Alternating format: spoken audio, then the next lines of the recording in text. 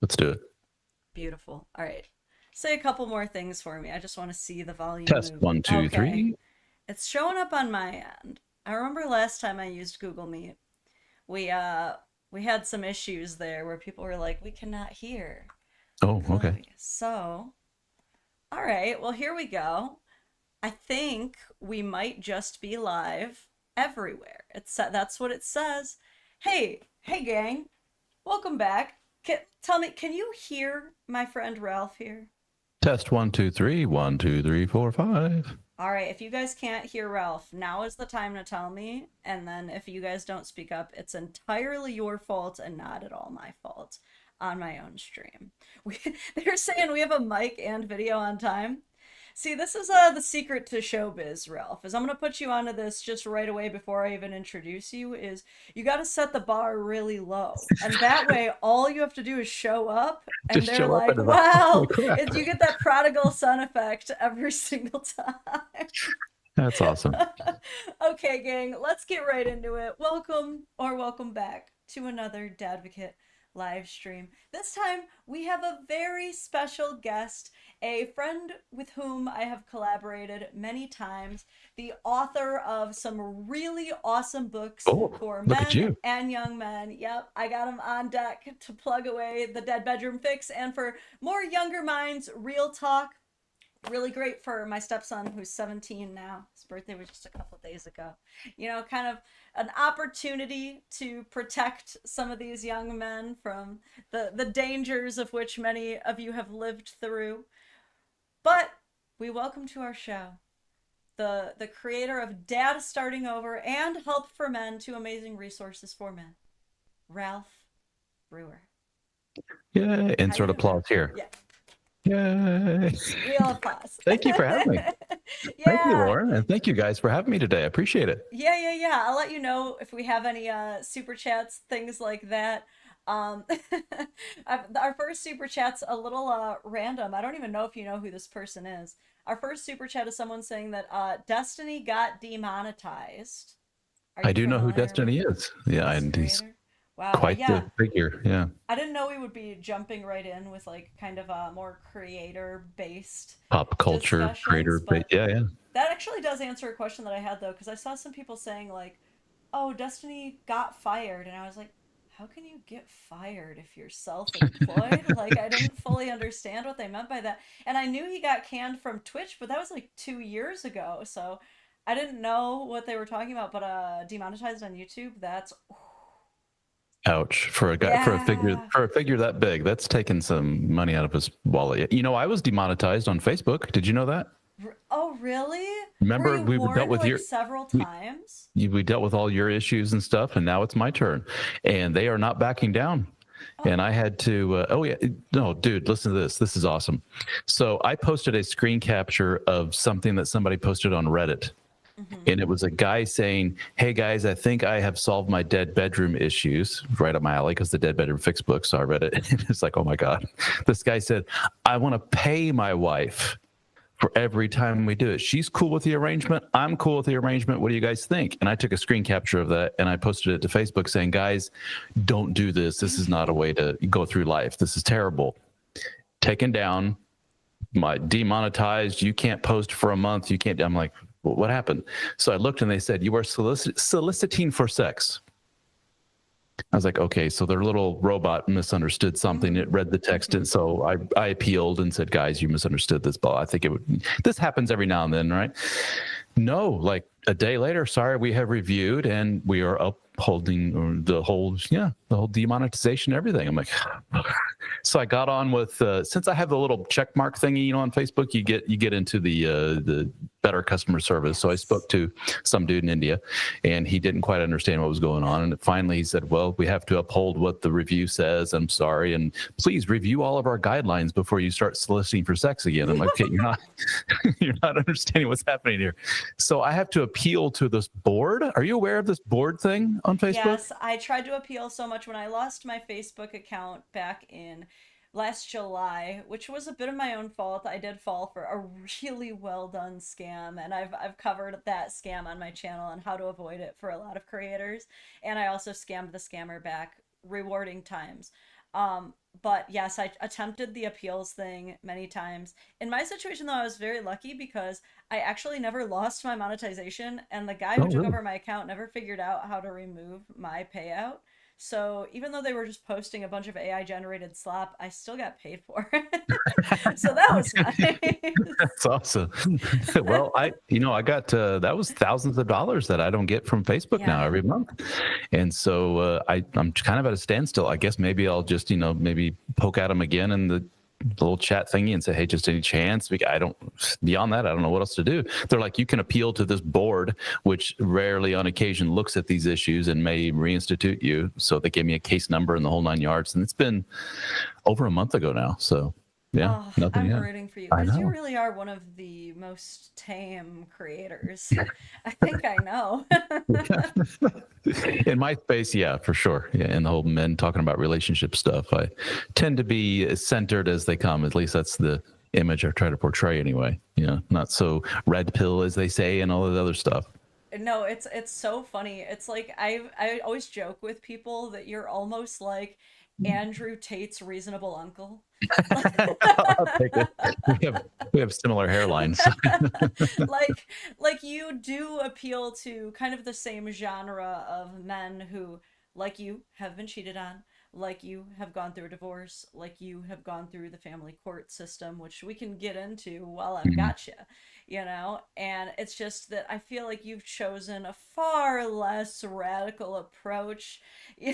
You're more of a like, whoa, whoa, whoa, let's really talk about this. We like, it definitely is important to work out, it definitely is important to find yourself, but like it's probably okay to take antidepressants, and like we probably don't need to really hate women, probably. No, there's no reason to step on the necks of our lady friends. Just to that's a big theme amongst a lot of guys in my sphere, if you will, is it's very simple to lay blame at the feet of women just by virtue of the fact that they're women. They can't help it. They're the source of all of our pain. And then you just stop there. But it's a lot more difficult to be introspective and say, what got me into this mess may have a lot to do with some of the stuff I did.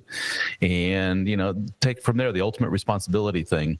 That doesn't sit well with a lot of guys that have been hurt. And I get it. I mean, dude, if you had like gotten to me with a Ralph type of figure 13 years ago when I went through all my stuff, I probably would have told you to go to hell. Just leave me alone. I'm tired of dealing with all this shit. I'm tired of people telling me I'm at fault for everything and all that other stuff.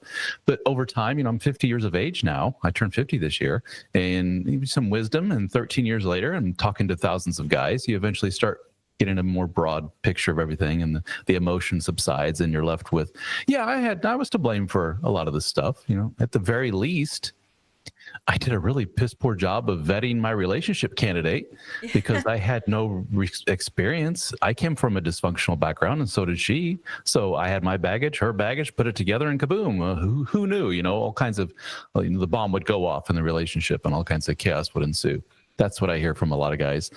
But it's really, really easy for us to say, no, it wasn't me. I was a really good guy. I was a nice guy. I didn't deserve all this. And I keep encountering woman after woman that does this to me.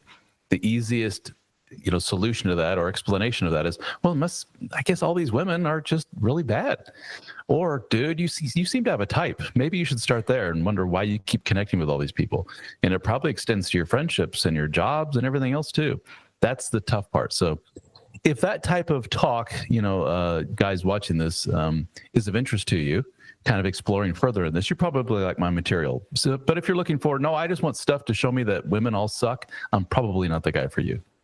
It's so funny, and I feel like this is why I like talking to you, because we're almost the opposite sides of each other's coin. I feel like I am kind of doing the same thing as I approach topics when it comes to women, because I feel like very early on in my marriage, if I would have encountered a dadvocate figure telling me, like, I don't think you guys fully understand the way that men think.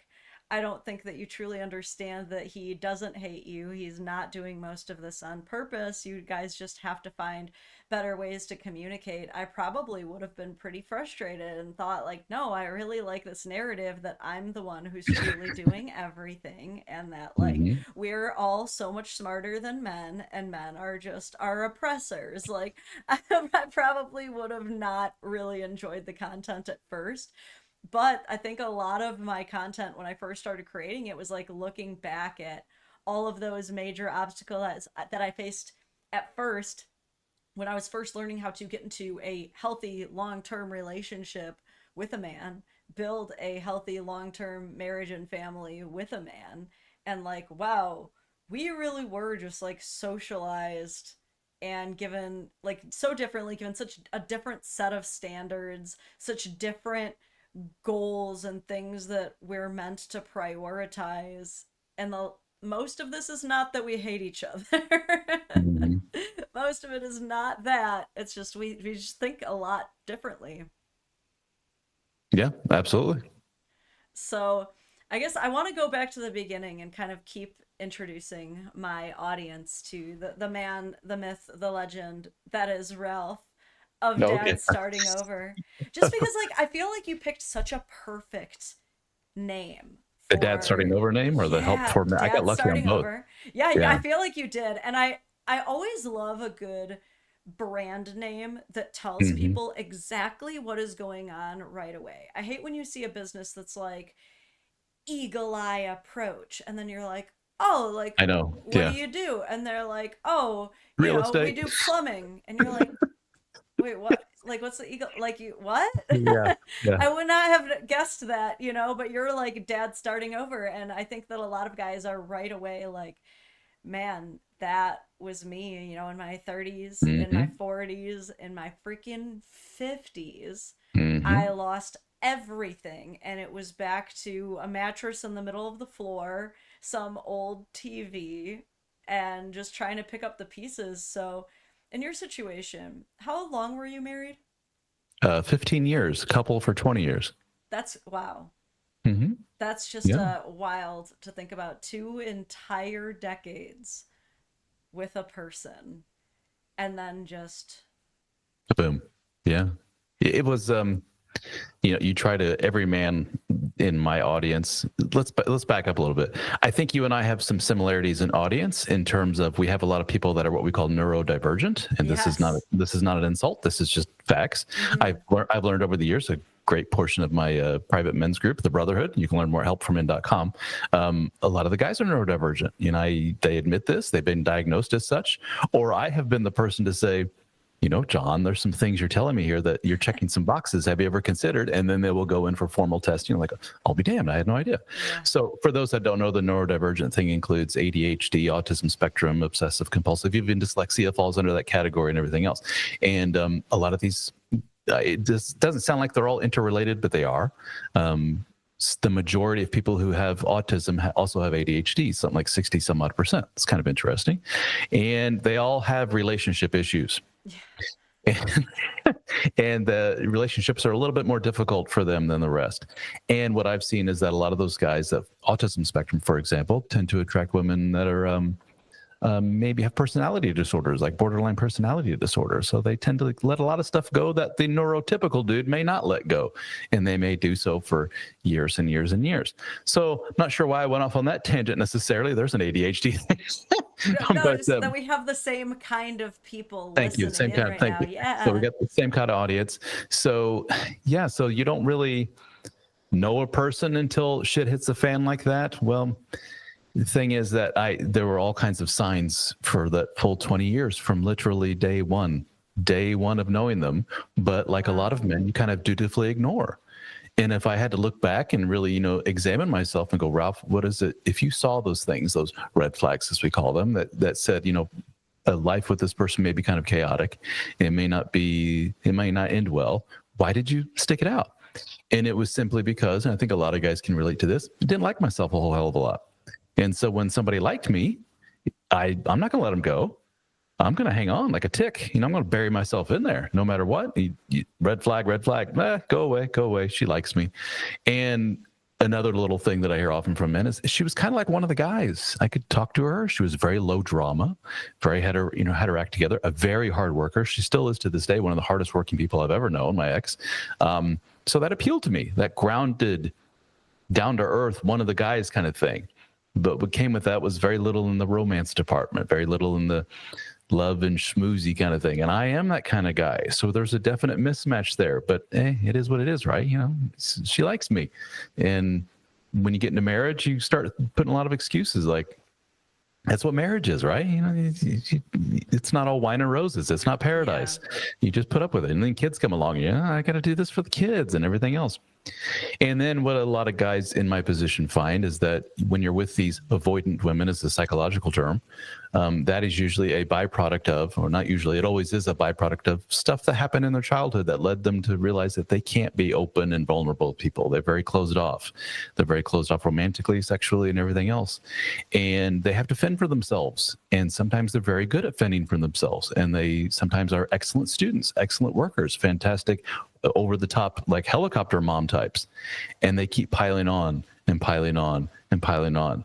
And when the ground gets a little shaky under their feet and they turn to their husband, and husband's Mr. Anxious, kind of spazzy dude who's not the strongest figure in the world, that's not good. And they're looking for something, and the chaos builds. And then there's always like something or a series of some things that kind of throw the grenade in the room. It may be like a health scare. I've heard some guys say everything was great. In hindsight, no, it wasn't, but everything was normal, at least until my wife had a breast cancer scare. And then all hell broke loose. Then we have the quintessential midlife crisis. She starts acting very youthful, like a teenager. She's leaving, she's gone for 2 or 3 days. Where the hell did mom go? I don't know. She comes back with blue hair and a tattoo, and you're like, what the hell's going on? I mean, these are very real things. These happen. And usually it's not just the health thing. It could be a parent dies. It could be job loss. There's just something. The analogy I often use is she's hanging on to the edge of a cliff with her fingernails, just barely hanging on. And then something comes along and stomps on her hands and she lets go. And then all hell breaks loose. That's basically what I saw with my ex. It was a person who just kept taking on and taking on and taking on. Baggage. And then not to get too personal, but something happened with her and her family that she just basically said, to hell with all you people. I'm going to be Miss Super Selfish now. I'm going to worry about me. And she very much detached emotionally from the kids, which was that was hard to sit back and watch. Mom's not really that mom almost anymore. Hurts more than cheating. Oh, absolutely. Absolutely. Yeah. I could, hey, I fell in love with somebody else. Hey, I had an inappropriate attachment. I'm sorry. I want to go start a life with them. You kind of get it. That's a very human thing. It's a terrible thing to endure, betrayal and everything else. And then to disconnect from kiddos and say, yeah. I'm not a mom. I'm not a dad. I'm going to go play the part of this single person for a while or whatever. That just leaves you going like, what the hell? This is a whole level of dysfunction. I don't know how to deal with this. And that was me.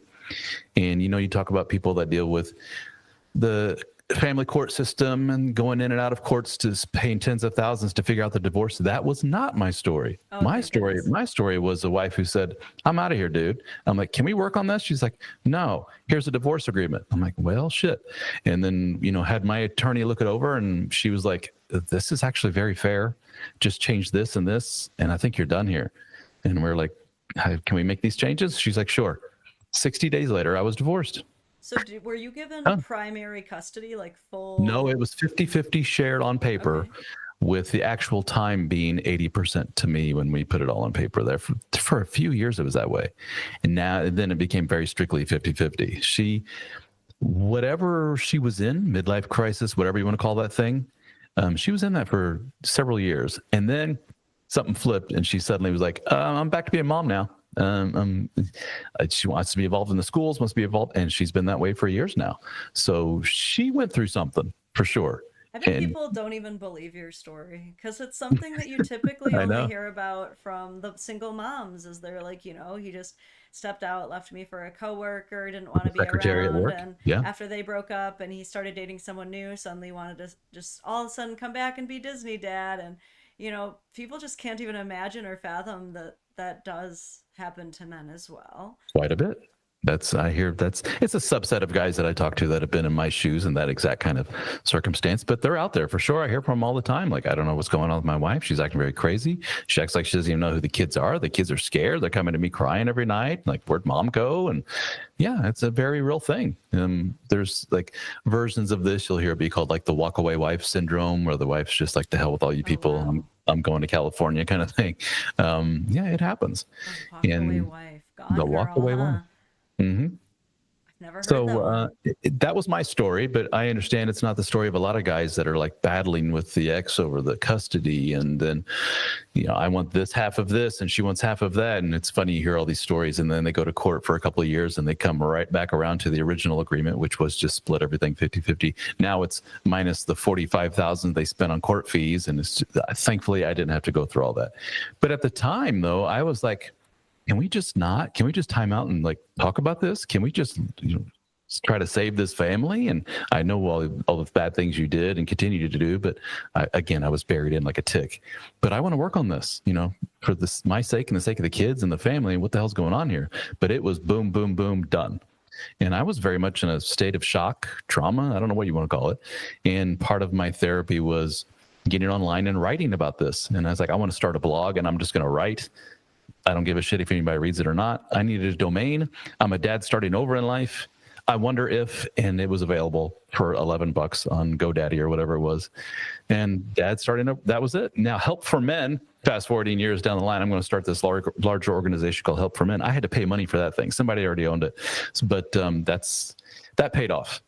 Just that, looking for that, people find me and find our organization. And I've had some exposure to some big media outlets like Forbes and News Nation and New York Magazine, all because of that name, Help for Men.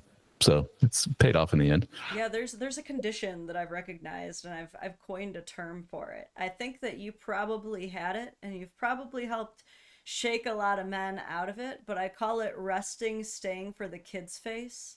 And I bet you had that for a very long time. It's a play on the whole resting bitch face thing. So resting, staying for the kid's face. Yeah, I feel like Everything's fine. I can spot it from a mile away. When you can tell that this guy is just like so tired, and yet he's like, but this is better than the alternative, and a lot of guys I'm sure have these thoughts of like, well, I can't do any better. This is the best I'm ever gonna get. So why am I gonna even like try to put myself back out there?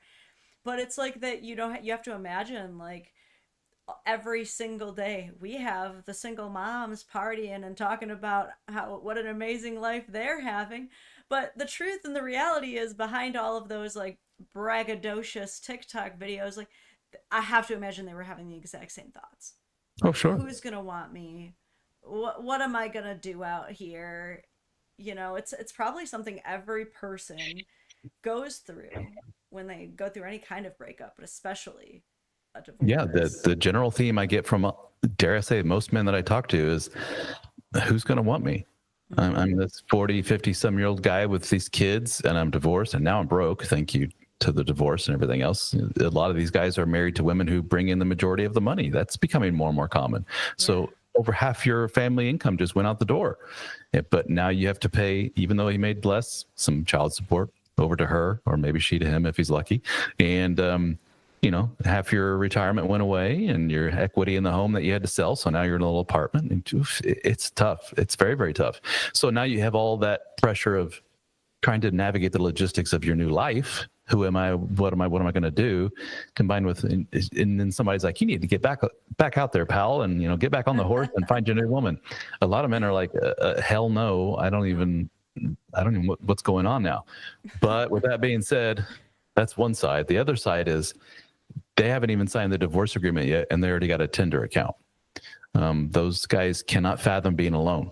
They without a woman by their side, they're like, I don't know who I am. I don't know what my identity is in life. If I don't have a girlfriend, wife, whatever it is, I'm just kind of lost. And so they put themselves out there really fast, and they do it under the guise of, I just want to get laid. I've been in this marriage we haven't had sex for so many years, months, whatever it is. And I'm super horny. I just want to put myself out there. And I'm like, no, dude, you're looking to fill a void, so to speak, no pun intended. And, but it's within yourselves. So, and, it's not healthy trying to fix yourself with other people, those human band-aids of these women out on the dating apps and so forth. It doesn't end well at all. It always ends in chaos. You end up being with your ex-wife all over again. We've heard that one 100 times. Oh my God, yeah. But in our group, you watch these guys going through a divorce, And in no time, man, they're posting pictures of themselves out with this new gal, or he's out in a club or something like that. And he's going through a very manic phase of trying to make himself feel better because he's going through hell with a divorce. Divorce is very tough. I don't care how tough you think you are. You know, when you're in the middle of all of it, you don't realize until so many months or maybe even years later, like, oh, wow, when I was going through that stuff, I was freaking nutty. And been there, done that. I was, by the way, in full admission, I was dated too soon guy. That was me. That was my whole thing. I mean, it's also something that kind of permeates throughout the social zeitgeist as well. Honestly, from both sides, is those kind of ideas of like, well, you know, the best way to get over someone is to get under someone else, and everybody says that. So it's almost like encouraged in women's groups. They say the same thing, like, oh, we just got to get you back out there. And in men's groups, they say the same thing, but it's like, oh, we accidentally enabled the codependency. May I curse on here? Yes, you may. Okay. Don't you love it when your guests say that? Am I allowed to say I swear? But I had a friend from New York named Anthony. I know, New York, Anthony. Tony, yeah, but, of course you did. I remember telling him everything, and we were on a phone call, and he just goes, fuck everything that moves. And I was like, dude, that's not what I need to hear right now. That's not helping anything. But that's it, man. Just get out there, put yourself out there. And if you want to get over this one, you just have to basically they're saying form a bond with the new one, and that will make you feel better. The endorphins and dopamine will flood your system, and you'll just feel instantly better. And they're right to a degree, but eventually you come down from that, no pun intended, and you have to face that foundational dysfunction that you have within you that makes you go out and try to feel better with other people. It's the phrase I often use is, it's not fair to those other people to bring them into your world. Like, hey, I'm this broken dude and I'm using you to fix me and make me feel better. If you put that out there, like on your dating app, not yet divorced, looking for women to make me feel better, the quicker and easier the sex, the better, whatever, you're not going to get any bites probably. And if you do, she's going to be a complete psycho. And that's who you that's the energy you're putting out there. And these guys get a lot of crazy coming back to them, or women that they just break their hearts because the woman thinks this is a really good guy and he's got a good heart and blah, blah, blah. And then he comes down from his manic phase and she's like, I did it again. Got with another guy who's broken and not yet divorced, and he didn't share all this with me because he didn't want to let me go, and blah. It's just nuts. So the often what I tell guys is, give it 12 months from the day you're divorced. Take a whole year off just to yourself. Worry about the kids and your money and your career and your health, God forbid, and just leave the ladies aside. The ladies ain't going anywhere, dude. Just leave them be. I say that, and then we have some guys going, that's not a problem, dude. A woman hasn't looked at me in the past 2 or 3 years after divorce, and saying, okay, you're on the other side. I'm talking to the super needy guys who just can't be left alone. Your difficulty is you have a hard time attracting women. That's a whole other ball of wax that we could get into. As I knock my drink over here. So, yeah, it's an interesting world that I've been in, Lauren, as you well know, for over a decade now. But I also have to imagine that amongst all of these people who are still navigating the complexities of, how soon do I put myself out there? Like, how do I figure out how to put myself out there without accidentally, using someone to make my ex jealous because I haven't fully healed myself? There are the success stories, right? Like, there are the people who you have watched over the years who have completely turned themselves around, found another long-term partner, and as a completely new person, created completely new relationships. How many of those guys stick around in the Help for Men and have now kind of become more mentor figures? That's a very good question. Not as many as we would like. A lot of them are like, thanks for all the help, dudes. See you around. And then they'll come back, sporadically, months in between their visits to our forums or to a meeting, whatever. I'm like, well, where you been, Joe? Whatever. It's, everything's going great. Everything's good. Just thought I'd jump in and see. But you're right. We would much rather than be there as an active mentor type. But it's a level of energy that I think some guys don't have to be able to juggle new family, potentially new relationship, career, moving across country, whatever it may be. And I still want to stay involved in the support community for men that have gone through all the negative stuff. Maybe they want to put a lot of that negative stuff behind them and just say, thanks for the help, but I need to kind of move on from this and out of that atmosphere. I need to concentrate more on this, which is unfortunate, because what a lot of those guys find is, oh no, maybe I should have stayed in that a little bit because I'm not out of the weeds yet. And what most people find in this kind of work is that you're never really out of the weeds. Myself and guys like me have kind of a dysfunctional background behind us. Thank you, mom and dad and extended family. That requires that we always kind of flex that muscle of working on us. And if we, take our hands off the steering wheel, our car is out of balance. That's the analogy I often use. And it will go off the road and crash into a tree unless you constantly have your hands on the wheel and you're always making adjustments. And that may mean taking care of yourself physically, sleeping right, exercising, eating right. That sounds, like boilerplate nonsense, but it's true, especially as you get older. I'm 50 now. You really have to concentrate on that stuff, or else you start feeling goofy and your health goes to shit. So socializing with people, friends, hobbies, the kids, your work, your craft, or whatever that may be, you got to concentrate on all those things. And a big component of that may be, let's say you're a recovering alcoholic and you stop going to the meetings. And you're like, I really don't need the meetings anymore. I haven't had a drink in 2 years.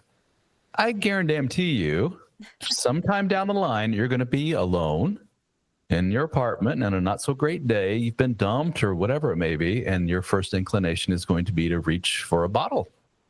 And what do you do instead? You call up and try to find your nearest meeting and go attend a meeting. That's something you hear a lot from those guys. And, it's probably, they would say the same thing. We missed you. Wish you were in here. Maybe you would have avoided that temptation and got you to where you're at there. So it's the same kind of philosophy, just always exercising that muscle and working with other men. There's nothing wrong with that. And there's maybe to some a stigma of being, quote, weak to reach out for help and get help from others, but that's a bunch of bullshit. It's human to be in a social group and ask for help. And unfortunately, that's something a lot of men don't do. Yeah, and I feel like a lot of men are lucky to have support groups like yours. I don't think a lot of men, enough men, know that they're out there, but to have something that you can kind of hang your hat on where you can talk about your issues and be able to trust that the men around you are not going to guide you down any kind of pilled rabbit hole that will foster any additional resentment or contempt toward 50% of the population. And there's not enough, what's the word I'm looking for? Like almost like dams that kind of wheel women back in quite the same way. Because I feel like with all of the gender war going on, you're always open to temptation. You are always open to that temptation of wanting to blame the other sex for your issues. I think it's so potent as a woman, even doing the work that I do and becoming an advocate for fathers and men's issues. There are definitely some times where I get caught up in these sentiments and videos where people are like, women are just, with men who hate them.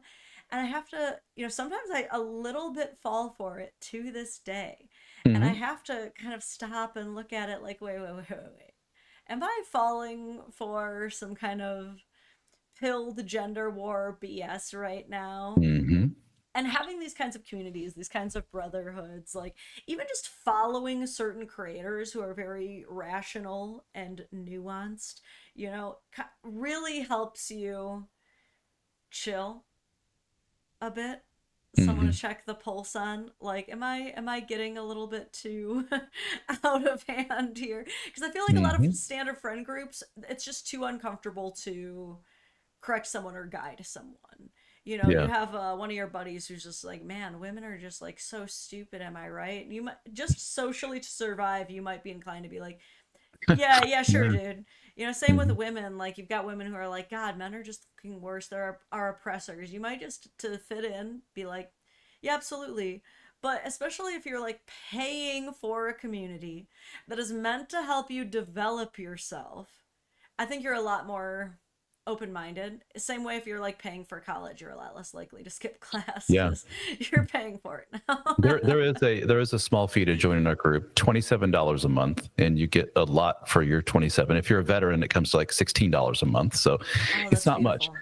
Yeah, and you get the forums, and then we use Discord as well as a private Facebook group. We have live Zoom meetings. We record all of them. We got 1,200 hours of audio. If you're an audio guy, you're going to love it. All my books. We get together in person. All kinds of cool courses. All kinds of cool stuff. So you get a lot for your money. But there is a lot of people out there that have evaluated what I've done. I've hired consultants and stuff like that to help me with some things. And they're like, dude, your monthly fee, it's like, that's ridiculously small. It should be like $3.99 a month. I'm like, I'm trying to help as many men as I can. I'm not trying to milk them for every little dime there is. And they're like, well, let me show you what other people are doing. And oh my God, what people are charging to help people in need.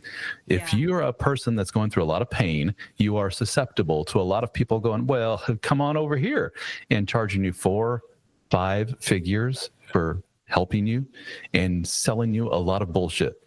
A lot of bullshit that tells you, I have the answer. All you got to do is pay to get in the door, and I will just solve all of your problems. And for example, there's a lot of material out there for guys that are like, oh, you've caught your wife cheating on you, for example. Let me pay for this course material, join my group or whatever. And what we will do is basically tell you how this is all your fault and what you need to do. I've heard of that a lot. I've heard of that a lot, actually. You need to come to terms with the fact that it's all your fault, and you'll go down this rabbit hole of, I'm a worthless piece of shit. Oh my God, I need to turn myself around, and I will turn this relationship around, and there's hope. I will save my family. And then in the end, 90% of the time, the guys go, yeah, I had some stuff I needed to work on, but so did she. And now I'm right back to where I was at the beginning of broken family, broken wife leaving. Wow, it turns out this was not her first rodeo. She's done this before and all this other stuff. But they're thousands of dollars, poorer as a result. So we don't want to go down that. You did, by the way. I don't want to point out your awesome video about Sadia Khan. I was going to bring that up. C-O-N. Khan, by the way. I don't know why I never caught that play on the words, the con, but perfect. I did see that it. from someone else. You did? That. Okay. Well, so I didn't make that one up. That was awesome. But she is a perfect example of attractive woman saying the right things that make men sit up straight and go, well, hello, I like this. And then taking advantage of their pain and saying, if you would like to listen to the pretty woman with the fancy British accent tell you, how to fix everything, that'll be, how many thousands was it to talk to her live? She corrected it. She was like, it wasn't 5,000 for an hour. It's only 200 for an hour. But we're the 5,000 to get involved with some program of hers. I think was like a $5,000. Yeah, there are definitely higher tier price points. And she didn't necessarily say outright, I'm a psychologist, but she did brand herself as Sadia Psychology. Yeah, the website is Sadia Khan Psychology. No, I think it's just SadiaPsychology.com. Yeah, Sadia Psychology. And what she was doing was something that is very, very lucrative in the female content creator world, which is, how about these bitches, huh? These women, guys, can you believe them? Don't they suck? And aren't they terrible? And they cheat way more than you do. And I know all you guys are angels and everything else. You just need a little bit extra help to show you how to get more women. And that was her bread and butter, man. And she did that over and over and over again. And a lot of guys forked over a lot of money. And I'm so glad to see her called out for, it turns out old Sadia had some personal issues around relationships and around how she interacted with people. And she was not the angel that she purported to be. But I don't know if she's going to survive this necessarily with what she did, but she's, not to pick on her too much, but she's a perfect example of, guys, be careful, man. There's a lot of people out there that are willing to take advantage of the pain that you're feeling, very real pain. And there's all kinds of books, YouTube videos, podcasts out there that you can read and take in for absolutely zero. And you can learn a lot and go to therapy, but therapy can be really expensive for a lot of guys. Join a group. If it's not our group, something similar, like a group that's around, guys that expressly come together for the purpose of doing better and helping each other out. A lot of fraternal organizations have gone away, the things that our grandpas had. I don't necessarily know if those were the greatest for that purpose anyway, but a lot of those groups are kind of gone where, guys got together to just drink beer basically and talk sports, but they gave back to their community and they're still out there, but it's usually older men, not a lot of younger men in those groups. So Yeah, long-winded way of saying there's a lot of people out there that we talked about the Andrew Tate. He's raked in bazillions of dollars over. Hey guys, I'm your champion of it ain't your fault, and it's all them, and there's always a them, isn't there, in these groups? It's funny because that's how they kind of rope you in, but you were right. A lot of them in the end, they do turn around and the ultimate solution ends up being, and it's all your fault. Like, I can't tell you how many people have emailed me after going through those programs of, my wife cheated on me, so I went to go get therapy, and basically they told me it was all my fault. Mm-hmm. And most of them do have a strong takeaway as far as like, I did have to examine certain flaws within myself, but they're still not fulfilled because there is that still lingering sense of injustice, which they deserve to feel because they were still betrayed, they were still cheated on, and two things can be true at once. You can be a flawed person who contributed to a lot of, toxicity or harm within your relationship, and it can still be unfair that your trust was betrayed. Very well put. And, Yeah. and so the people who are like still trying to find that other piece then up reaching out to people like you and I, and they're like, your views seem to align more with what I'm looking for. And then when you brought up Sadia, I thought that was really funny because she kind of does the same thing as Andrew Tate too, is they kind of sucker you in with these ideas of like, yeah, aren't everyone else the problem? But then when you actually get in there, Andrew Tate's going to blame you. When you get in there, as it turns out, Sadia Khan just ends up blaming men, everything that in men's lives on their porn addictions. That's ultimately what you get when you pay for the Sadia Khan. She's like, well, do you watch porn? And most guys are like, yeah, I sometimes watch porn. And she's like, well, that's why women hate you, so you need to stop. And like, that's what you just paid $5,000 for. So Mm-hmm. She looks really pretty doing it. And have you heard her accent? I mean, come on. I liked her at first. I was pretty shocked, but then She's objectively attractive. Yeah. Afterward, I was like, oh man, like I'm very gullible, and I know I'm not the only gullible person. On this point, it's interesting that there's something that we hear in our group often, which is, guys, is there such a thing as like our group and our material that is out there for women? Because I really don't see it. And I'm like, dude, the world of relationship advice aimed at women to help them get good men, that industry dwarfs our industry. That is multi-million dollar industry. And I just picked a guy at random. I found him on Facebook. He came up in my algorithm. African-American gentleman. I can't remember his name, but he really had his act together. Very good branding and everything. And his whole thing is, his whole spiel is talking to women about how to find better men. And when you go through his feed, it's just all like basically you go girl stuff over and over again. And he had millions of followers, and he charges a lot of money for courses and for, the boot camps and everything else. All these women just saying, please, hunky, good-looking dude, tell us how to find men like you. It's like, yeah, we're not the only ones out there struggling with this whole thing. This is it's not a gender thing by any means. Yes, there's women out there trying like hell to find Mr. Right. That's so true. That is really funny too, but it also, there's a lot of kind of almost like red pill stereotypes that I don't like to feed into. But that old adage of like 90% of the women want the top 10% of men. They're really not helping the accusations when they go following the page. Yeah, sure. Now, when I try to empathize with the ladies as much as humanly possible and see their point of view. And what will they say? Boy, it sure seems like our guy is just like young, nubile, young things. Like all I have to do is look at my husband or boyfriend's porn history on his computer, and like none of those women look like me, and none of them act like me. And it seems like he wants something other than me. It seems like he wants sexual variety, which is kind of tied into the male species. It's like, yes, sexual variety seems to be up there as far as kind of something we're wired for. But that's why sexual monogamy is kind of a big deal for us. But a lot of women are like, I can never be good enough for these men. They all want something younger, prettier, fill in the blanks here, bustier, whatever it may be, slimmer. These days, curvy seems to be really in. And you got a gal who's just like, I'm not the curviest thing in the world. I feel I'm not good enough. So we all have our whole, I feel like I'm not good enough. I'm made to feel less than. And if you stick glued to your phone enough, you'll find enough material telling you, oh yeah, you're not nearly enough. You could do a lot better. and you could be a lot better and you could be a lot more attractive. I think you ladies are more susceptible to that than us men. Personality wise, you tend to be more open to ideas than what men are, which is a great thing. And it can also be a not so good thing when you're open to a lot of material telling you you're not this enough, you're not that enough. You could be a better mom. You know that world, I'm sure. All the material saying, look at this woman and her 18 kids, and they're all fed perfectly, and they all well, groomed and perfect, and they're all straight A students. And you're just like, and I'm struggling with my one or my two, and my kids ate chicken nuggets and tater tots last night, and now I feel like a failure. And look at these perfect homes that looks like no one has ever lived in them. And so the more you stay on these things, of which you and I are kind of guilty of propagating because we make our living at it, but at the same time, we're over here saying, you don't have to look at all that garbage. We have more centered, rational stuff over here, but that stuff over there gets a hell of a lot more views than what you and I do combined, unfortunately.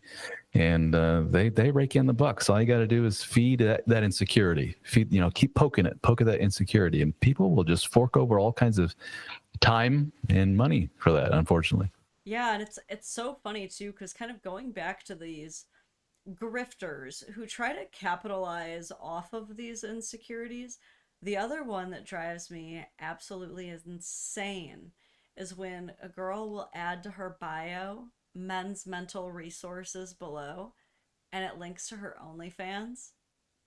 Have you seen these? No, I've not seen. That's okay. First of all, that's pretty good. Second of all, that's terrible. It's so it's so bad. That is bad. Wow. And wow. the men aren't helping because they're all saying stuff like, well, it does help my mental health. Yeah. I mean, you and I talked about this last time, how there seems to be this dual nature to men. And I'm a dude. I'm the first to throw us under the bus for some of this stuff. I'm not afraid of that. But it's, we need that sexual connection in order to feel mentally stable. And if we don't have that, something's off and we don't feel connected and everything else. But there's also the not so nice part of our sexuality, which is if I have to, I'll go down the road of the porn and the sex workers and the guys having all kinds of not so nice stuff that we won't get into here, that shows a lot of women like, oh wow, that's not a deep emotional thing for him. He's just trying to get his rocks off. And to a degree she's right, but we don't want to go down that road, but if we have to, we will. That's kind of the mantra that a lot of men have, like, I don't want to do all that stuff, but if I have to. And that stuff's out there for a reason, because there's a pretty huge demand for it. There's not so nice stuff about both genders that we look at. Yeah, that creates such a delineation between the sexes too, right? Because it's like men are having such a difficult time explaining to women, like, they do not feel loved, they do not feel confident when there is a lack of intimacy in the relationship. And women are having a hard time explaining to men that, like, they need to feel safe enough to be in an intimate relationship with them. And we're not understanding each other here, because the men are like, well, I do not understand why there have to be all of these extra steps when I just look at you and my brain goes awooga and I'm ready to go. Like, why can't you just be simple? Yeah, and it's and what complicates all of this, what a lot of men do is, okay, they will look at the timeline of their relationship with their now wife and mother to their children, and she's sitting there going, you need to check these so many boxes before we even get to the promised land of physical intimacy in bed. Promised land. so we got to like connect emotionally. You got to make me feel safe. Stop making me feel stupid. And the guy's just listening to all this, going like, God damn, okay. And then he's like, wait a minute. Back when we first met, sweetheart, do you know what I did to get you in bed? I said hello. I bought you a drink, and we went out to the movies. And then later that night, we had like the best time ever. And we carried on that whole theme for some people, like years. And then once we got married, and then once we had kids, now I have to jump through all these hoops. And I tell guys, that's not a conniving bait and switch routine. She didn't go through the motions for so many years and pretend to like you. She was genuinely head over heels in love with you and lustful in that moment. That is very much a distinct chapter of a relationship timeline that we call the honeymoon stage. That's a very real biological thing that both men and women go through. It just seems to be probably more pronounced in our lady friends than it is in guys. Guys have that spontaneous desire that keeps us going through the whole timeline of the relationship up until probably very old age. But women, you guys, you ladies aren't wired in the same way. And you're like, no, the things have kind of flipped for me. I'm more mature. I got the stress of kids and everything else. Now you need to, buddy, I'm sorry, but we got to go through the motions of doing these 8 things before I can get there. That is not a condemnation of you, dude. That doesn't mean that you don't have it going on anymore. That doesn't mean you're not as alpha male as this guy over here. What's the term they use? The Chad or whatever it may be. It's just the game's changed. And that's something that a lot of guys don't want to hear. They're like, oh, that kind of sucks. Well, a lot of it is too, on my channel, I talk a lot about cheating and affairs. And affairs are just so much easier, just like new relationships are so much easier. Yeah, Because absolutely. there's no element of like you're not sharing the same living room, that one of you swept for the last 4 weeks and the other one has ignored it, or like you're not sharing the same laundry room where like one of you Bingo.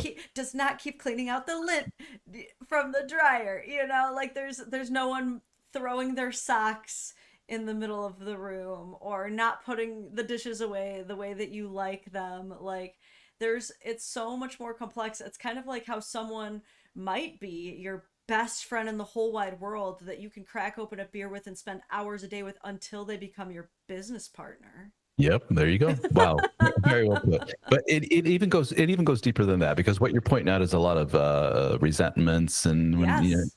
people annoy the shit out of you if you're with them for so many years. But it goes a little deeper than that. There is a biological phenomenon at play, which is if you introduce a novel mate into the enclosure there, to use like there's been experiments with lab rats and monkeys and stuff that prove this. The person who with their previous partner was just like, I'm not feeling it right now. As soon as you introduce somebody new, okay, suddenly they stand at attention, and suddenly all their markers of arousal go, and suddenly they are able to get it on. The guy who was like, there was this thing called, not to get too graphic, it's escaping me right now. The refractory period, the time between orgasms for men. Oh, yeah. With time, that tends to lengthen. So when he was really, really young, he was just like, give me 10 minutes and I'm ready to go again. Then he's in his 40s and 50s. He's like, maybe tomorrow, Yeah. But if you introduce a new woman into the mix, he's Mr. 10-minute dude again. That the refractory period goes from here to down to here. Oh, see, I thought you were referencing the phenomenon of when a woman feels threatened by a new woman being introduced. She often becomes very hypersexual That's a herself whole other ball of wax. in a gambit to kind of I'm talking about rebuild if you introduce a new mate to the guy. you gotta keep these women around to get everybody a little freaky, apparently. There you go. But girls helping girls. So that new so it's the newness of look, dude, here's a new mate. Dude jumps to attention.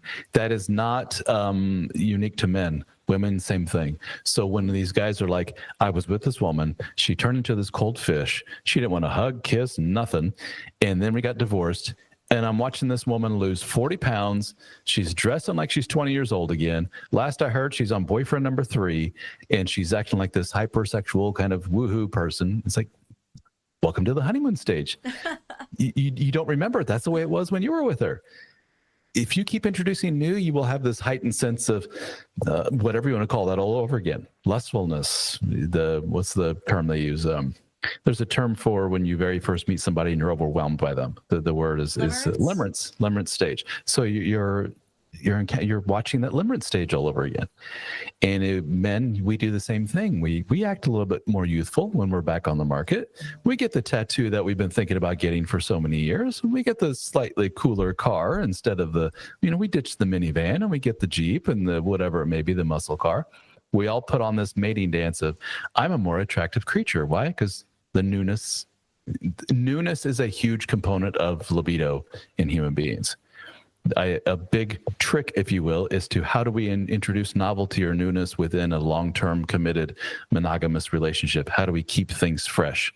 and there's something we can learn from our more poly people, or people that engage in kind of alternative lifestyles like swingers and stuff like that. While that may be repugnant to a lot of people, there's something to be learned from them. Like, okay, they tapped into something here.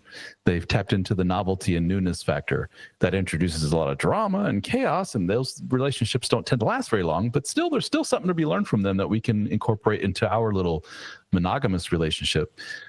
It's kind of interesting how all this works. So it's not so much the resentment thing as we all seem to be kind of wired to want men especially want sexual diversity. We like a lot of different things.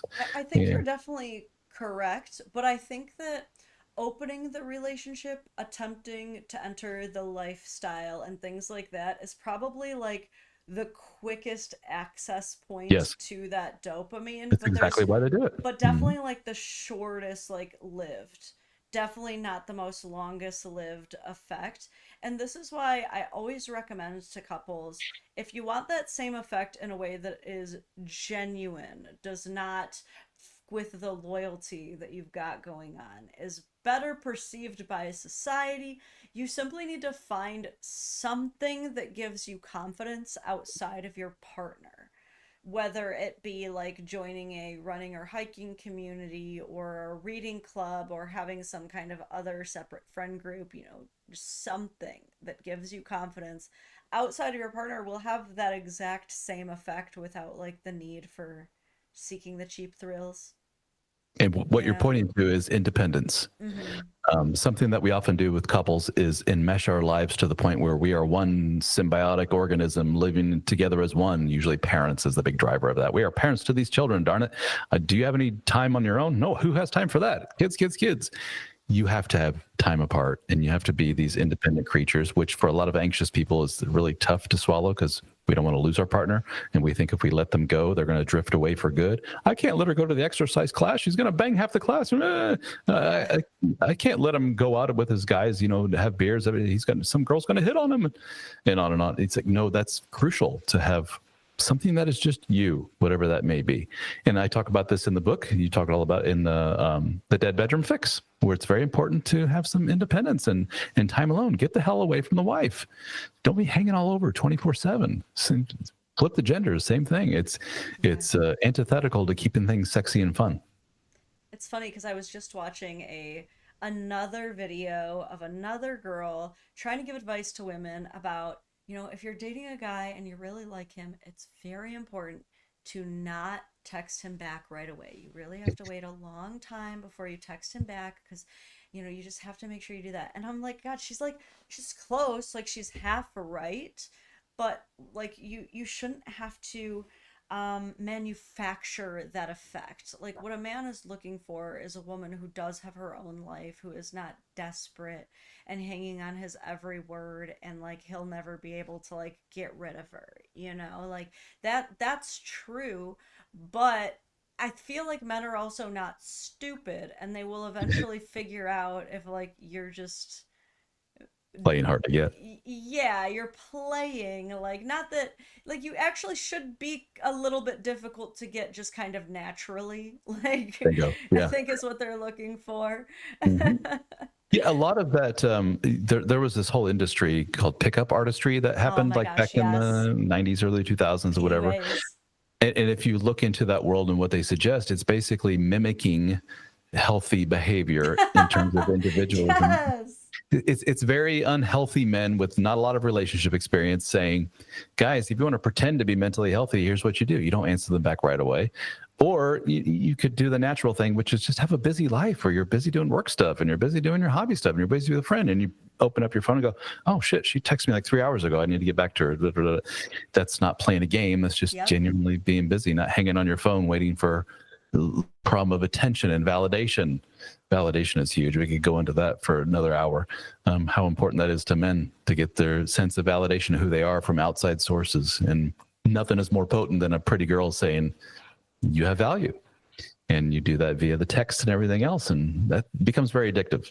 Yeah, it's wild how we as women manage to absolutely sabotage each other's relationships with men through like the most back-ass words logic that you will ever hear of all time. Like the one that always gets me is when they say, don't tell men thank you for things they should be doing. You shouldn't have to thank him. It's his Yeah. job. Don't say thank you. And it's like, that's the men, literally, that's their lifeblood. That's like Hmm. depriving a man of oxygen or water. Yeah, like of course, like he doesn't, we're not going to throw him a parade in the street every time he takes the trash out when it gets full. But how hard is it to just be like, thanks babe? Hmm. He's going to notice that you're doing, like, refusing, especially if it's just like took you long enough, instead of a thank you at all. Oh my God, we would kill a man if that's what our Hmm. relationship turned into. So what is a lot of this relationship advice that makes us go, what? What is that? What is the end result of it? If it quote works, who are you left with? A very insecure mate who is used to being treated like shit, is willing to put up with whatever. Is that really what you want? You know, a lot of men in that pickup artistry world do get laid, like a lot more than what they did before. And so they're like, proof is in the pudding, dude. Look, it works. It's like, yeah, but do you have any long-lasting, meaningful relationships? Tell me about the last 5 women that you were with. Crazy, crazy, crazy, crazy, kind of crazy. It's like, yeah, see who you're attracting with all these tactics of yours. Women that don't have a good head on their shoulders. Women that are just starving for attention and validation and so forth. And that's why they're easy pickings, so to speak. And that's why they fall for a lot of those techniques that you're doing. A very secure woman with a good head on her shoulders would just laugh and be like, okay, buddy. Yeah, I see what you're doing. You know, it was a pleasure meeting you, and go about their business. You know, which is why a lot of these men get in trouble with, why is it all these women cheat on me? And why is with all these crazy? Because you're doing not so healthy things to get them to begin with.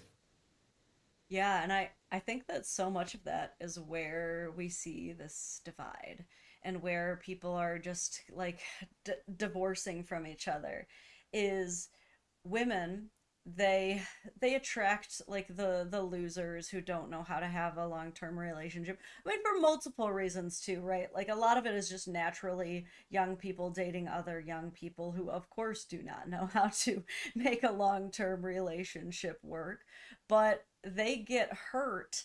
And then what happens is the men who do are not, they do not have people telling them like, no, stop banging everything you see. That's not a long-term deal. They're like, it's working for me. I so far see no issues. They're starting to build like that vein of the world, and they're enjoying it because they're like, so far these long-term relationships with women just look too risky, and I think they hate us anyway.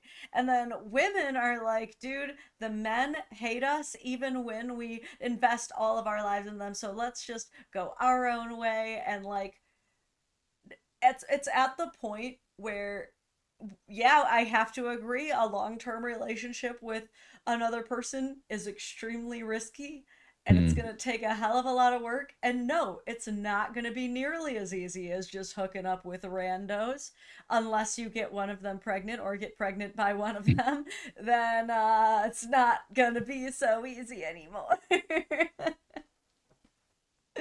But Yeah. where does it leave us, the taking the easier road? Long-term monogamous relationships, especially marriage and stuff, are not easy. And here's the thing that a lot of people disagree with when it comes out of my mouth. And it's probably not for the majority of you watching this. Sorry. A lot of you don't have the disposition, the personality, the skills to pull it off. And that doesn't mean you're less than. It doesn't mean you're just wired differently. But so many people try to shoehorn themselves into that world. Like, no, I'm for marriage. I'm going to make it work. And then they end up, in hell. And it's like, what made you want to jump into this relationship? And they just shrug their shoulders and go, that's just what you do. You get married and have kids, right? It's like, did you do any of the tough work to begin with? Did you even sit down and have any kind of conversation? What's your vision for marriage? Where do you stand on kids? Where do you stand on money? No. It's like my mom and dad, they were together for 60, or usually grandma and grandpa. Mom and dad usually divorced. My grandma and grandpa were together for 60 plus years. They made it work. They met when they were 12 years old in the candy shop. It's like a different world, completely different world than what we have now. There's no necessarily any parallels there. It takes a certain set of skills and everything else, and a disposition, personality, to make this long-term monogamous thing work and to be happy in the process. maybe happy is too strong of a word, and to be content, to be fulfilled. And to think that just applies to everybody, I think you're setting yourself up for a world of pain. Yeah, I think I know exactly what's happening here too. Is marriage? I have to agree with you. I don't think that most people are ready for marriage. I think that marriage is so much bigger of a commitment than people realize. It's kind of like signing a private student loan when you're only 18 years old. Like, I don't think you guys understand what you're doing. You might think you are, but I don't think most of you have any freaking clue what you just signed up for. It's very similar, but the reason that I think that we have so much dysfunction, it's just so much societal pressure. Like, on one hand, we have young men who are growing up in a way where not very many of them are extraordinarily confident about their direction in life by the time they're 18. I think that's fair to say. I think a lot of young men at 18 have no major real set direction. Meanwhile, young women have been socialized from very, very, very young ages, possibly as low as like 4, that like marriage is the ultimate dream. You want to be married. You want that white dress with a man who treats you like a princess. Like, you have a dream. So these women, a lot of them, they might not have an idea of like their career or anything else, but they have a set direction. They have this dream, wedding, marriage, and they have a lot more of this like, you're a woman, you can do anything, and anyone who deprives you of your dream is a heinous, oppressive monster. Mm-hmm. And so you have these women who are extremely confident, extremely articulate, extremely assertive, meeting these men with no direction, and they're being told, well, what's going to give you a strong sense of purpose is if you marry me and you put me in that white dress and we have a big expensive party. And they're just like, you've told me what to do. Let's do it. And then everything falls apart because we've got one guy who's just like, tell me what to do and I'll do it. And you've got one woman who's like, well, society told me what to do, so let's do this. Yeah. And this isn't necessarily your scenario, but we often have a lot of women that become very controlling and like the director of a movie. So this movie's going to go a certain way, dude. We're going to get married at this time. We're going to have this kind of marriage and this kind of honeymoon. We're going to have the 2.5 kids. We're going to have the picket fence and blah, blah, blah. You're going to go work for my uncle at his insurance company, and you're eventually going to become manager of the place. Like, some women are like very like that direct about it. And who do they pair up with? The very controllable. So you got miscontrolling with the Mr. Nice Guy is what we call him, the codependent guy. Yes, dear, whatever you say, dear, people pleaser guy. And yeah, I talk to those guys all day, every day. It doesn't end well. Doesn't end well for either of them. But we're going back to that societal pressure of this is just what you do, man. You just get married. Yeah. Now, let's be completely honest, though. There are plenty of men that I know out there who, if it wasn't for that structure of marriage and family, they would be complete losers. They would have no direction whatsoever. So at least it gives them some kind of path. Like, okay, I have to feed these kids. I have to make sure I stay in this job. I got to please her. She's miscontrolling or whatever. If it wasn't for that, they would be very directionless. So, it's which way do you go with this? It's like, is it a good thing or a bad thing? But for a lot of those men, I think if they had more of a structure in their childhood home, more direction there, more of a sense of identity and who they are and what their values are, they could have find a partner that aligns with that. And if they had more sense of self-worth, let's be honest, and they liked themselves a little bit more, they wouldn't be so controllable, and they wouldn't get themselves into these horrible situations with a woman who falls out of love with them, so to speak, and has their midlife crisis at age 37. And yes, I'm speaking of me. And and then you have to go and create this dad starting over thing. And I mean, I always talk about men like, this doesn't have to define you, darn it, this moment in your life. And coming from me, who this has quite literally defined my entire career from here on out. Everything is defined by that moment. But yeah, it's a very touchy subject, isn't it? This whole marriage, it's not for everybody thing. That's where a lot of people go, but hold on, dude, because they see that as being kind of the fall of Rome. all of our society will collapse if we get the word out there like, hey, everybody, this may not be for you. A lot of people are like, Ralph, shut the F up, dude. If we keep telling people this, then everything's going to go to shit. And we're going to have a lot of kids in fatherless homes and da, da, da. They may have a point, but I don't think trying to shoehorn people into this institution just because is the way to go. We need a lot more work on a lot of these young people to get them to this point. Even then, we're still kind of framing it, though, aren't we? As this is it. This is the pinnacle of existence, is to be in a long-term monogamous relationship. What if after a person does all this work and they're a much more grounded human being and they really got it going on, they're very confident in themselves, they have good friendships, family, and everything else? What if they decide, I don't want to get married. I'd much prefer to stay single. I'm maybe a serial monogamist. I like going from relationship to relationship. Is that bad? Some people say, yeah, that's horrible. Like if we all did that, then there goes the birth rate and there goes everything else. I'm of the opinion, and if you talk to a lot of therapists, they are too, like that actually sounds like a good thing. That means we have the right people being in marriage. And then we will have a higher percentage of healthier relationships, healthier marriages, healthier families, healthier kids. It's just that the numbers would probably go down to like a really, really low number, which disrupts a lot of things in our economy and everything else, because our economy is very much based on, men and women getting together and having a lot of kids. When that stops, the economy just goes to shit. Nobody buys the big screen TVs anymore, and the furniture and the minivans, so we could go on and on and on about this. Absolutely. No, but it's true, because even on my channel, a lot of people think that because I try to talk about, keeping families together as best you can, that I must be some kind of like marriage purist. But I also love to talk all the time about how it's also 100% great and fine and okay to be single. Mm-hmm. There's nothing wrong. In fact, like, you will truly be the most powerful version of yourself if you can enjoy being single. And also, I truly believe that you will become the best potential partner for someone later in life if you can enjoy being single. You're not going to have those same codependence issues. You'll be confident, you'll have your own sense of direction. And a lot of those things are the things that completely blow up relationships, is when one person doesn't know who they are, when one person is completely reliant on someone else to tell them what to do or where to go or who to be. It's if two people already have that, they're probably going to be way more successful working together. There you go. Bingo. But it's easier said than done, isn't it? Yeah, it sure is. Mm-hmm. But I would say we've been streaming for like an hour 15 roughly. Do we want to open the floor like last 15 minutes for any questions for Absolutely. myself or Ralph here? I will say I did miss a super chat earlier.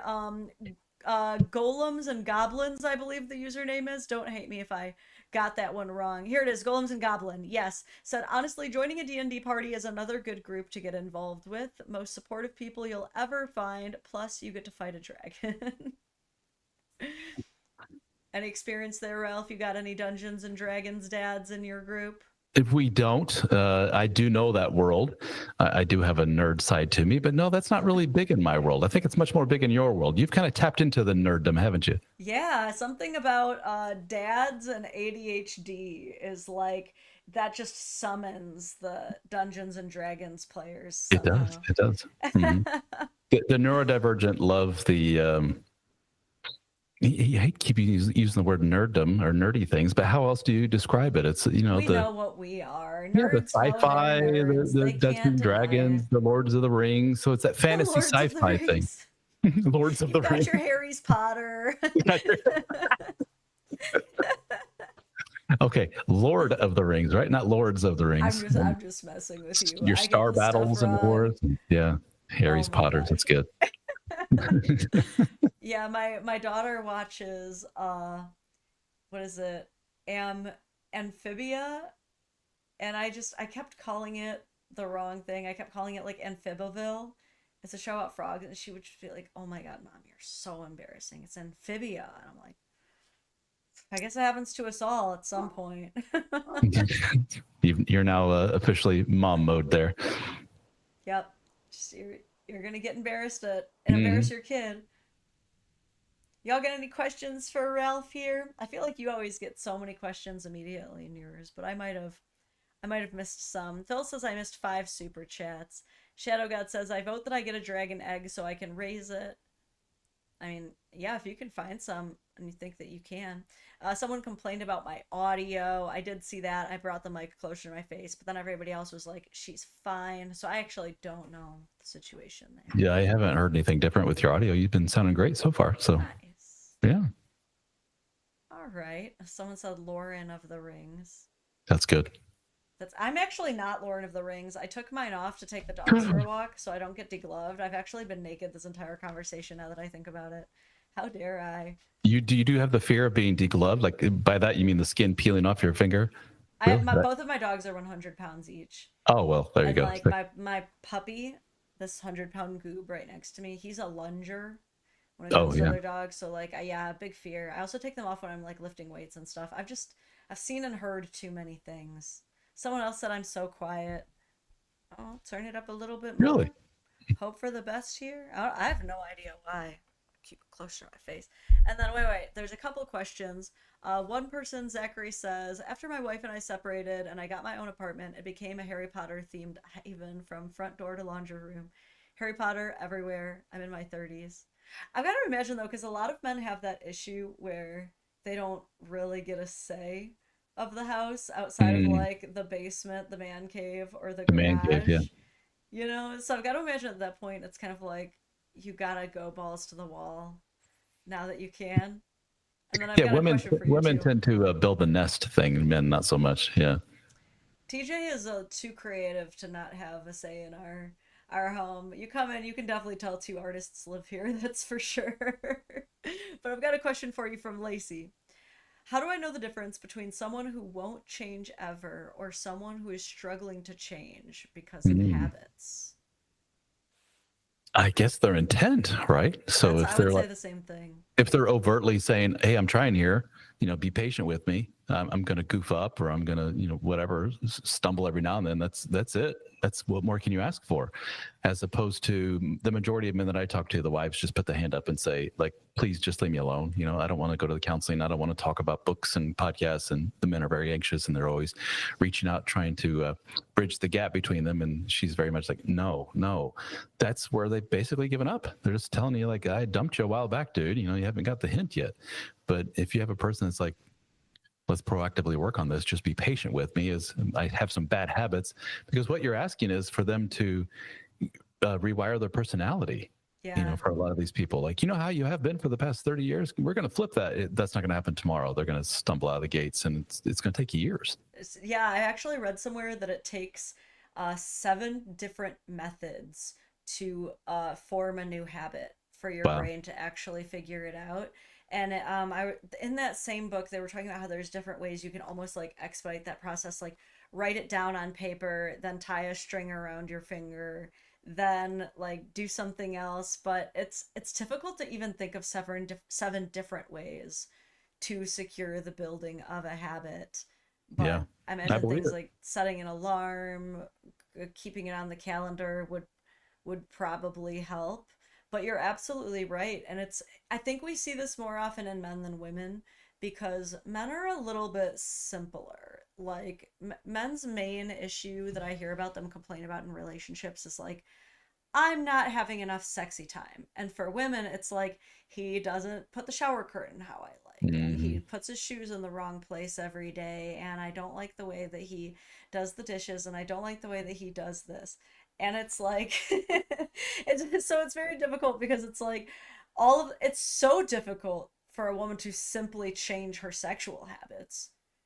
But now, like, you have to imagine, like, now a man is responsible for changing so many different habits. Like, I think the way that men would live as bachelors if there was no women in their lives is so radically different than the way that men have to live when there are women in their lives. It's a beautiful disaster how simple men can be if ever given the opportunity. Agree. And that can work in our favor as a low stress life of You know, I got my dog and my TV and my PlayStation, and what the hell more do I need? But at the same time, that can lead to some not so healthy behaviors of a lot of isolation and keeping away from everybody else because we're so simple and so easy. And then it can lead to some depressive things. So it's not so good. Yes. Oh, I have another question for you. Dracana says, college student here, haven't dated yet. I feel Oh, like I should, but at the same time, I feel like I'm not at the point where I'd be a good partner. But at the same time, I need to get experience too. I mean, that's kind of true. Like, you're never, how are you ever going to learn to be a good partner if you aren't a you know, partner? I would say, what's your social life look like overall? Are you amongst a bunch of people, men and women both, like having fun? Are you doing the league, basketball league thing or the rugby thing that's big in college these days? Are you just getting out there? Are you meeting people, men and women alike? That's the muscle you need to learn how to flex, is how to be a more social person Oh, and be able Dracana to. says I'm a lady.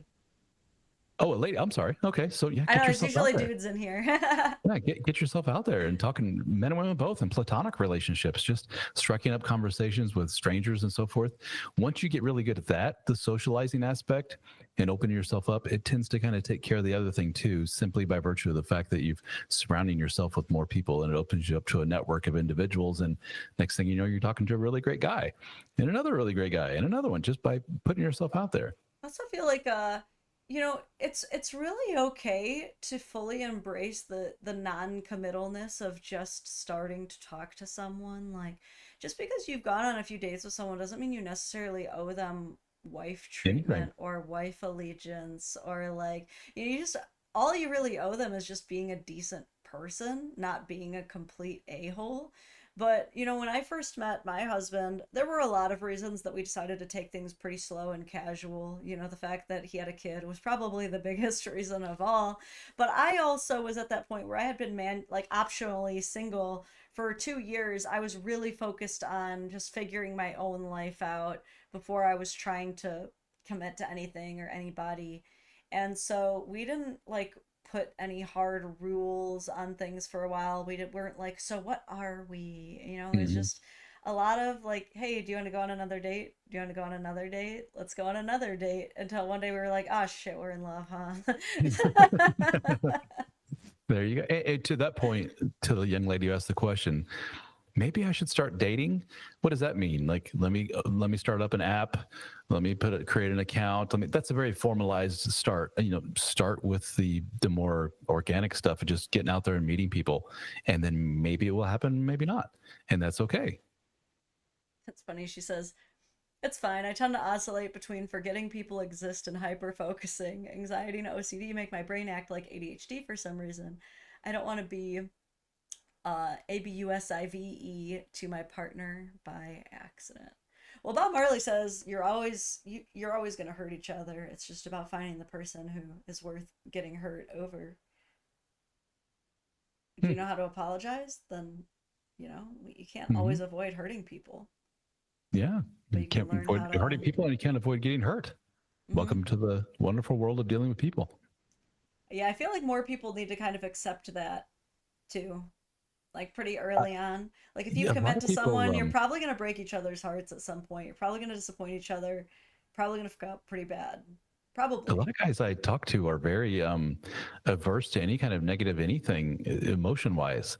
Like, I can't talk to the wife about that because it will result in a lot of drama and anxiety and everything else. You're not going to die. It's just what it is. And I can't put myself out there. What if I find a woman who breaks my heart again? You'll survive. It's just what it is. That's part of, it's like, kind of, why would I buy a dog? The dog's just going to die in 12 years, probably. It's like, yeah, I know, but you enjoy the 12 years while you have them. You can't go your whole life just, being shelled up in a little apartment, just foregoing the rest of humanity out of the fear of being hurt or hurting others. It's no way to go through life. Yep, I know. That's the thing, is you are never ever ever going to experience the joy of a good relationship without the kissing of the frogs, without Mhm. the risk, without the heartbreak. Kind of like, no one has ever picked up a bike and just started riding without scraping their knees. Like, who has ever done that? You just start a sport and you're just good. You never get hit in the face with a Very ball. rarely. No. Yeah. Hmm. Hmm. No one's that lucky, man. But all right, I think we're probably in a good spot to start All right, cool. wrapping things up. Is there anything else you wanted to say? I guess we should probably, one final plug is mention The that big event. Ralph and I will actually be together in the flesh for the first time at Brofest 2026. Said the right year this time. I keep saying 2025 on accident. But That's no, all right. it's not Yeah. this year. Next year, there's an event in Louisville, Kentucky. Louisville, Kentucky. So we have this will be our sixth one. We have been in Nashville, we've been in Austin, Texas, Las Vegas, New Orleans, we've been in Charleston, South Carolina. I think I'm missing one, but this will be in Louisville this year, or next year rather. And it'll be myself, you, Dr. Robert Glover, the author of No More Mr. Nice Guy, will be there for the weekend hanging out. Adam Nissenson, the betrayal shrink, is another big guy in our world, and he also helps out guys with sex addiction, so he'll have some good stuff to talk about. That's awesome. So yeah, guys, come hang out for the weekend with us. It's March 27, 28, and you can learn more at brofest2026.com, brofest2026.com. Yes, there's a fee involved to join us, but we would love to have you. Yes. So get your tickets, brofest2026.com. I'm going to read one more comment from Please. Victoria too. She says, I found that remembering I can do this, I can do it again helps me. So my heart was broken, I survived, I can do it again. Right? I would say There you right. go. I like that Yeah. one. You know, there's something to be said for every single like great man that I know. When you listen to a story, you're like, oh shit, wow, you've really been through it. And I think that's a lot of people that have been like the rock bottom moment, heartbreak, cheated on, whatever it is. You realize, oh, I can survive this. It was a big deal. It sucked. It was hell at the time, but look at me now. And so Yeah. what happens is you start taking a little bit more chances.